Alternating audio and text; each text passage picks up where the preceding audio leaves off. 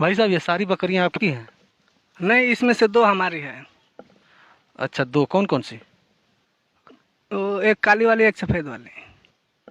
अच्छा, काली वाली सफ़ेद वाली। क्या खाती हैं सब? कौन सी, काली वाली कि सफ़ेद वाली? काली वाली को बता दीजिए। घास खाती है। और सफ़ेद वाली क्या खाती है? वो भी घास ही खाती है। कहाँ रखते हैं इन लोगों को? काली वाली कि सफ़ेद वाली? अरे भाई, सफ़ेदे वाली बता दीजिए। उधर बाहर मड़ई है, उसी में रखते हैं। और काली वाली को कहाँ रखते हैं? उसी मड़ई में रखते हैं। अच्छा, इनको नहलाते हैं, किससे नहलाते हैं? कौन सी, काली वाली को कि सफ़ेद वाली को? काली वाली को बता दीजिए। पानी से। और सफ़ेद वाली को किससे नहलाते हैं? उसको भी पानी से नहलाते हैं। अरे मूर्ख कहीं का, जब दोनों को एक ही का करता है, जब काली वाली सफ़ेद वाली, काली वाली सफ़ेद वाली क्यों कर रखा है? दोनों एक ही साथ सब कुछ करता है तो। जानते हैं, ये काली वाली हमारी है। और सफ़ेद वाली?